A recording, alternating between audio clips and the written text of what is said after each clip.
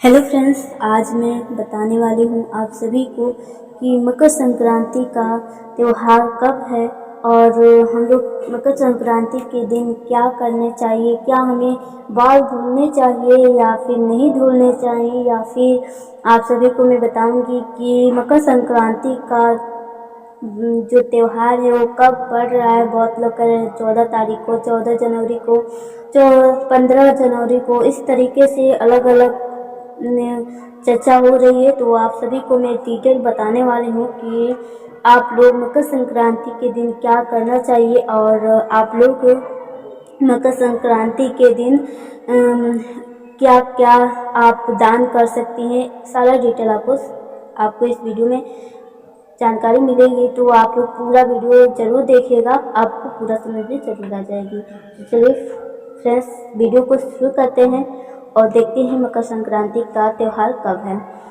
दोस्तों, ज्योतिष गणना के अनुसार जब ग्रहों के राजा सूर्य देव धनु से निकलकर मकर राशि में प्रवेश करते हैं, तब मकर संक्रांति का पर्व मनाया जाता है। यह त्यौहार हर साल 14 या 15 जनवरी को पड़ता है।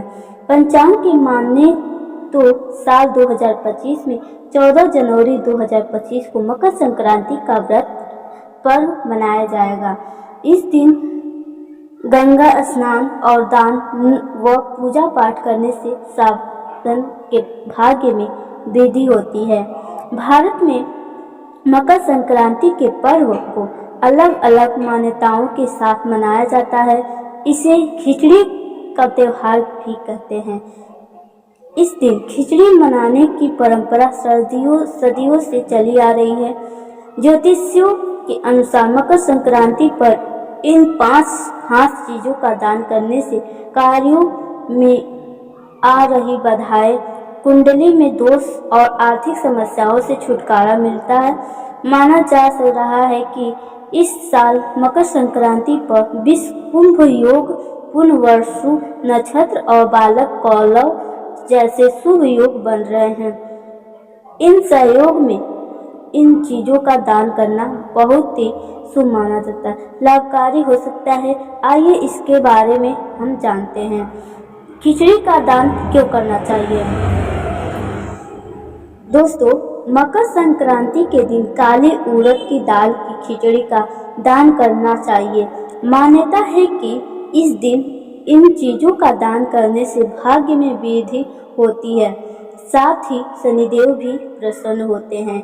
और चलिए जानते हैं कि गुड़ का दान हम अलग अलग दान क्यों करते हैं और उससे हमें क्या लाभ होता है। तो चलिए देखते हैं कि गुड़ का दान हमें क्यों करना चाहिए। ज्योतिष गणना के अनुसार खिचड़ी के पर्व पर गुड़ का दान बेहद शुभ होता है। कहते हैं कि यदि सच्चे भाव से मकर संक्रांति के दिन गुड़ का दान किए जाए तो ग्रहों के राजा भगवान सूर्य देव प्रसन्न होते हैं। उनके आशीर्वाद से आत्मविश्वास में वृद्धि होती है। काले तिल का क्या हमें करना चाहिए। काले तिल हमें क्या प्रभाव देता है, हमें वो क्या लाभ देता है। मकर संक्रांति के दिन शुभ दिन पर काले तिल का दान अवश्य करना चाहिए। माना जाता है कि जल में काले तिल डालकर भगवान सूर्य देव को अर्घ देने पर वह प्रसन्न इतने ही नहीं, इससे भगवान शनिदेव का आशीर्वाद भी प्राप्त होता है।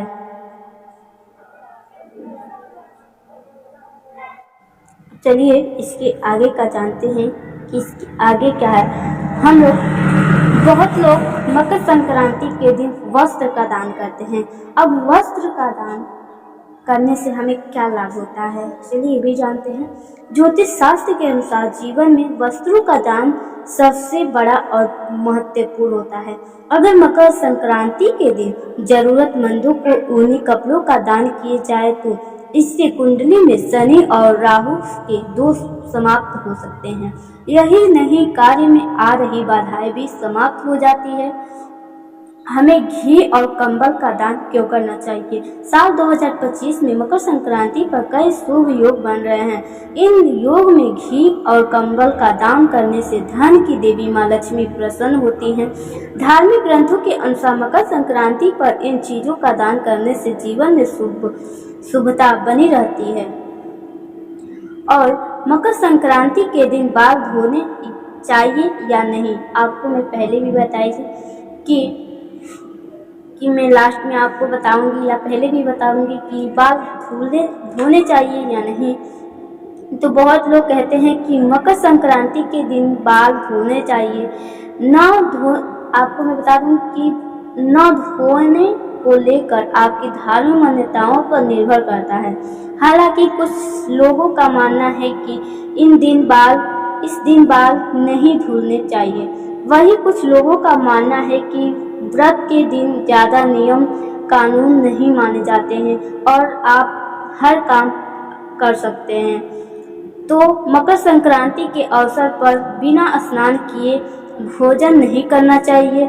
इस दिन किसी का अपमान नहीं करना चाहिए। मकर संक्रांति पर गंगा स्नान के बाद कपड़ों को गंगा में नहीं धोना चाहिए। मकर संक्रांति के दिन किसी भी तरह का कोई नशा नहीं करना चाहिए। और आप सभी को मैं बता दूं कि मकर संक्रांति के दिन आप लोग अगर आप बाल धुलना चाहती हैं या चाहते हैं तो मकर संक्रांति से एक दिन पहले आप लोग बाल धुल सकते हैं, क्योंकि मकर संक्रांति के दिन हमें या फिर कोई भी त्यौहार हो, कभी भी त्यौहार के दिन हमें बाल नहीं धुलने चाहिए। हमें उससे एक दिन पहले बाल को धुल लेना चाहिए। आपको मैं ये भी बता दी, तो आप लोग मकर संक्रांति के दिन बाल न धुलिएगा। तो अब चलिए इसके आगे का हम बताते हैं। सूर्य का किसी राशि विशेष पर भ्रमण करना संक्रांति कहलाता है। सूर्य जब मकर राशि में जाता है तब मकर संक्रांति होती है। इस समय सूर्य उत्तरायण होते हैं, अतः इस समय किए गए जप और दान का फल अनंत गुना होता है। सूर्य और शनि का संबंध इस पर्व से होने के कारण यह काफी महत्वपूर्ण है। कहते हैं कि इसी चौथ पर सूर्य अपने पुत्र शनि से मिलने के लिए आते हैं। आमतौर पर शुक्र का उदय भी लगभग इसी समय होता है, इसलिए यहाँ से शुभ कार्यों की शुरुआत होती है। मकर संक्रांति में जहाँ कुछ कामों को करना शुभ माना गया है, तो वही कुछ कामों को वर्जित किया गया है। आइए जानते हैं कि इस दिन भूल कर भी कौन से हमें काम करने चाहिए या नहीं, हमें कौन से काम नहीं करने चाहिए, हम ये जानते हैं। क्योंकि हमें जो भी शुभ काम है, आप सभी को मैं बता रही हूँ कि आप लोग सूर्य देव को, अगर आप लोग मकर संक्रांति के दिन सुबह अगर उठ जा रहे हैं तो आप लोग 9 बजे के पहले स्नान कर लीजिएगा। उसके बाद से आप लोग भोजन बनाइएगा। उसके बाद से आप लोग जो भी आप दान पुण्य करना चाहती हैं आप लोग वो कर सकती हैं। लेकिन मकर संक्रांति के दिन हमें हमेशा स्नान करके ही हमें भोजन ग्रहण करना चाहिए, भोजन बनाना चाहिए। तो आप लोग ये भी लोग जान गए। अब चलिए हम जानते हैं कि मकर संक्रांति के दिन हमें कौन सा कार्य नहीं करना चाहिए जो हमें आर्थिक कठिनाइयों से हमें मिलाता है। तो इसलिए उस दिन हमें कौन सा कार्य नहीं करना चाहिए। कुछ लोग सुबह उठते ही चाय और स्नैक खाना शुरू कर देते हैं। बहुत लोग को आप लोग देखे होंगे कि सुबह उठते ही कोई चाय मांगता है, कोई कॉफ़ी मांगता है। तो इस तरीके से चाय कॉफ़ी वो लोग लेते रहते हैं। लेकिन आप लोग को शुभ अवसर पे ये चाय सुबह उठते ही नहीं पीनी चाहिए। कुछ आप लोग को कार्य कर लेना चाहिए क्योंकि शुभ दिन है। कुछ लोग सुबह उठते ही चाय और स्नैक खाना शुरू कर देते हैं, लेकिन शुभ दिन ऐसा ना करें। इस दिन बिना स्नान किए भोजन का सेवन नहीं करना चाहिए। मान्यता है कि इस दिन गंगा या किसी नदी में जाकर स्नान करना चाहिए। इसीलिए गंगा या पवित्र नदी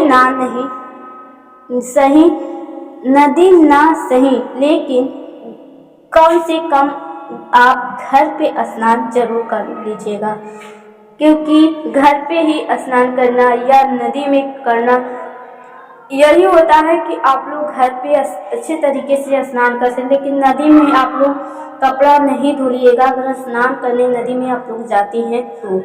उसके बाद से मकर संक्रांति प्रकृति के साथ जश्न मनाने का पर्व है। इस दिन घर के अंदर या बाहर किसी पेड़ की कटाई छटाई भी नहीं करनी चाहिए। मकर संक्रांति के दिन आप किसी भी तरह का नशा नहीं करें। शराब, सिगरेट, गुटखा आदि जैसे सेवन से आपको बचना चाहिए। इस दिन मसालेदार भोजन का सेवन नहीं करना चाहिए। इस दिन तिल, मूंग दाल की खिचड़ी इत्यादि का सेवन करना चाहिए और इन सब चीज़ों का यथाशक्ति दान करना चाहिए। अगर सूर्य देव की कृपा पाना चाहते हैं तो संध्या काल में अन्न का सेवन न करें। सूर्योदय और सूर्यास्त के समय पूजा पाठ करें। मकर संक्रांति के दिन गाय या भैंस का दूध नहीं दूहना चाहिए। मकर संक्रांति के दिन अगर कोई भी आपके घर पर भिखारी, साधु या बुजुर्ग आए तो उसे खाली हाथ न लौटा दें। जो आपके सामर्थ्य के अनुसार कुछ न कुछ दान अवश्य करें।